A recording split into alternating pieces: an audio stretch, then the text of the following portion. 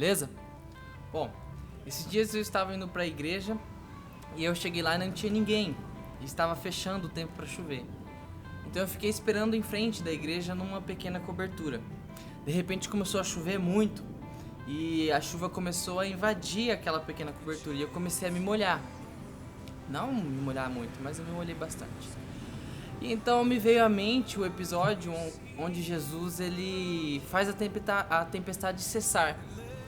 E eu comecei a me perguntar, Jesus, o que eu preciso para poder operar o mesmo milagre, o mesmo sinal? E então eu comecei a orar ali em voz alta, dar ordens para a tempestade, para aquela chuva, porque tinha ventos e chuvas e era muito forte. Eu comecei a dar ordens para ela parar. E ela até que diminuiu um pouquinho, mas ela não parou. E eu fiquei meio intrigado, fiquei meio encabulado, fiquei até um pouco desanimado, porque apesar das minhas diversas ordens à chuva e ao vento para que cessassem, ela não havia acabado.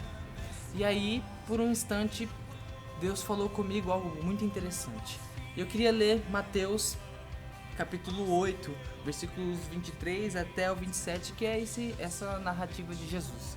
Diz assim: entrando Jesus no barco, seus discípulos o seguiram. De repente, uma violenta tempestade abateu-se sobre o mar, de forma que as ondas inundavam o barco. Jesus, porém, dormia.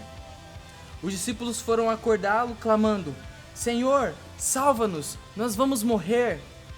Ele perguntou: por que vocês estão com tanto medo, homens de pequena fé? Então ele se levantou e repreendeu os ventos e o mar, e fez-se completa bonança.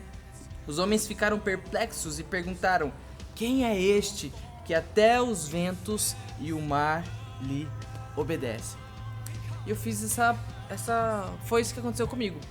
Eu fiquei ali questionando, eu falei assim: Deus, será que eu sou um homem de pequena fé? Porque eu não sou capaz de dar ordens e a tempestade cessar e o vento cessar, ela apenas diminuiu um pouco. E aí Deus me disse algo muito importante, muito interessante, que impactou a minha vida. Jesus, Deus, através do teu Espírito Santo, ele me indagou. Ele disse: bom, se Jesus não tivesse feito parar a tempestade, ela iria continuar? Sim, ela iria continuar. Se aqueles homens não tivessem acordado Jesus não teria feito parar a tempestade. Se Jesus não tivesse acordado, ele continuaria dormindo durante a tempestade. E aí Deus me disse que a fé a que Jesus se refere não está em ordenar que a tempestade cesse, mas estar em descansar no meio da tempestade.